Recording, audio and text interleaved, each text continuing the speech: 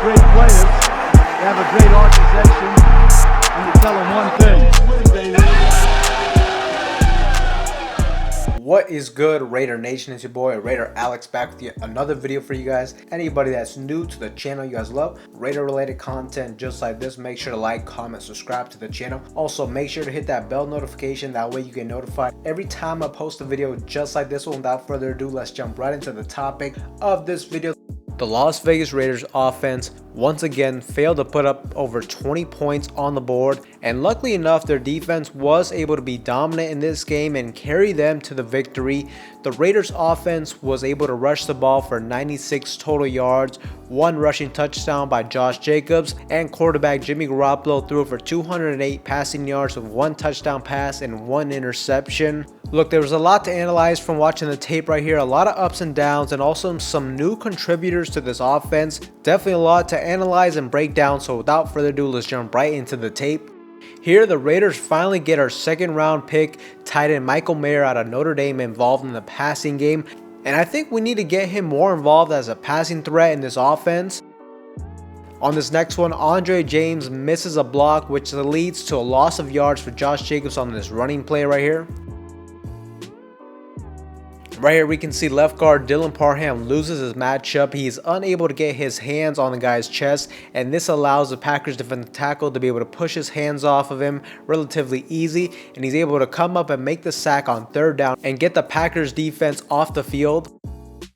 On this rep, once again able to get tight end Michael Mayer involved in the passing game, and here Jimmy Garoppolo hits him in the seam. And when the opposing team's defense runs zone coverage like this with three defensive backs playing deep across the middle, the seams is where we can really utilize Michael Mayer on a more consistent basis. Great play design right here, getting the speedster wide receiver Trey Tucker involved in the running game, running this end around sweep that goes for 16 yards. Now another third down for the Raiders offense, and once again we give up a sack. Here we got two offensive linemen who allow penetration into the backfield. First, left tackle Colton Miller gets his hands swatted away, and then we got right guard Greg Van Roten, who looks like he was expecting somebody to pick up his man, and the Packers were able to bring down Jimmy Garoppolo once again on this third down. A good run play here by the Raiders, and pay attention to the change on the offensive line. Right tackle Thayer Munford is in over Jermaine Illuminor, and he does a great job getting his hands on the offensive lineman and creating a nice little lane for Josh Jacobs to get a first down. Good rep overall by Munford. Now the Raiders try to fool the Packers with this trick play, but the Packers defense was very disciplined to their assignments and they read this perfectly. The Raiders were hoping that the linebacker in the corner on the opposite side would commit fully to stopping the run, and then they would throw it back to Jimmy Garoppolo, who would then have a wide open receiver down the field, but it did not work for the Raiders right here. Here we can see wide receiver Jakobi Meyers misses a block, but Jacobs makes the tackler miss. He wasn't making these type of plays in week 1, week 2, so it's good to see Jacobs is starting to look more elusive and more like his former All-Pro self. Now inside the red zone, Jimmy Garoppolo goes to one of his favorite targets, and that's wide receiver Jakobi Meyers for the easy touchdown score. Second and goal here for the Raiders after the defense got an interception and put them in great field position right here. Jimmy Garoppolo misses a touchdown pass to Hunter Renfrow. I wish Jimmy Garoppolo would have gone through his progressions and been a little bit more patient in the pocket to let things develop down the field instead of just taking that short, safe route to Josh Jacobs. If he waits a little bit longer, you can see Hunter Renfrow gets open right there. And ultimately, this led the Raiders to settle for a field goal. Instead of getting a touchdown, you want to capitalize off those turnovers, especially when the defense can put you at first and goal inside the 10-yard line. Now this was a dangerous pass for Jimmy Garoppolo. The safety almost jumped the route, but he was able to just barely fit this through. And on the next one, the first interception of the night from Jimmy Garoppolo. And once again, he throws a dangerous pass to Jakobi Meyers again. Sometimes it feels like he's just forcing it to him. I wonder if it's just because him and Davante Adams are probably the only guys he has really developed any type of chemistry and trust with. But as we can see here, the linebacker is trailing Jakobi Meyers. There's safety help over the top. So this is just so dangerous to even try this pass. And he also throws it a little behind, which results in an interception. Now, I am sure Jimmy Garoppolo wishes he had this rep back. He did a good job navigating in the pocket and stepping up, but he missed what should have been a very easy throw. If you can throw this in stride to Michael Mayer with all that green grass in front, you may have had a touchdown. Just a missed opportunity right here. Now, this play was just beautiful to watch. Look at Josh Jacobs just plant his foot down and absolutely cooks the open field tackler. This was just filthy, and he gets a nice gain on this one. As I mentioned earlier, it looks like Josh Jacobs is starting to look a little bit more like the Josh Jacobs we saw in years past. Once again, the Raiders try a trick play right here. Once again, the Packers are not falling for it, and Jimmy G once again forces it to Jakobi Meyers. He's lucky this did not get picked off. He's lucky he did not have another interception on the night. He's got to stop doing this. Now, great blocking up front from Parham, and the lead blocker, Jakob Johnson, allows Josh Jacobs to punch this into the end zone. Now, a big third down here for this offense, and the Packers defense once again are able to get the sack and get off the field.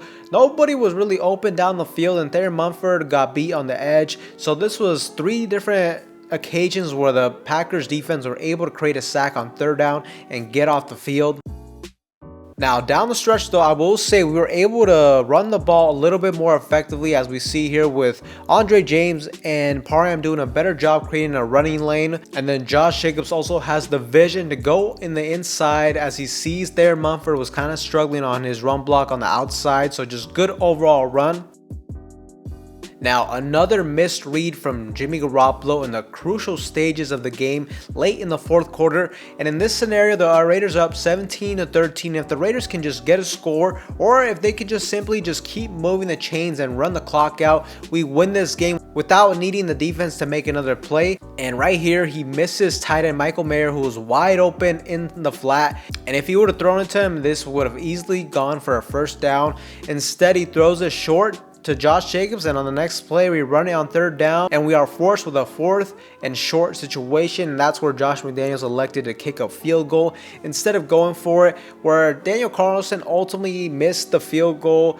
But luckily the defense bailed us out and we got the victory. But regardless, in the late part of the games, you can't be missing wide open receivers like that. And the decision to kick the field goal was interesting, but I will say it definitely wasn't as bad as the decision he made against the Steelers when he was down 8 points and kicking the field goal in that situation. Look, in this scenario, I can understand why he maybe chose to kick it with Daniel Carlson, who's been a very, very reliable kicker for us the last few years. But ultimately, last game, he missed both field goal attempts. You also got to factor in that the Packers offense was not able to really do anything against this defense all game long. So I can see why he ended up trusting his defense. I mean, I do like when your head coach is more aggressive, but look, like I said, I can understand why he did that in this scenario. And it was just a big disappointment to leave that drive empty-handed with the missed field goal, and that gave the Green Bay Packers very good field position to start their drive. Now, in this same type of situation, if we're facing a more potent offense like the Chargers, the Chiefs, whoever, right, even though if your defense has been playing good, I think in those situations you definitely got to go for it and try to end the game right then and there. Ultimately, the Raiders offense is still underwhelming in my opinion, and we have to find a way to put up more points on the board. So far, I've been pleased with the defensive side of the football. They've done enough for us to be competitive, but where I think we are missing is on the offensive production. This team still has so much talent on offense, and there's no excuses, especially having an offensive-minded head coach who calls the plays. We just gotta hope that this offense can improve week in and week out. I will say the running game is starting to get a little bit better, but still nowhere close to what it was last year. I liked what I saw from tight end Michael Mayer, and I hope we can continue to get him involved in the passing game moving forward. And it was also interesting to see how right tackle Thayer Munford did, replacing Jermaine Illuminor. Look, there might be a little battle for the starting right tackle position moving forward, but overall, Jimmy Garoppolo has to get more comfortable and take a real command in this offense. And really, if the Raiders can turn it around on offense, if we can start improving on that side of the football and live up to our potential, then I think this team really has a shot to be competitive this season. But Raider Nation, let me know what you guys think in the comment section down below of the offense. And for anybody that's new to the channel, you guys love Raider related content just like this, make sure to like, comment, subscribe. With that being said, I will see you guys in the next one.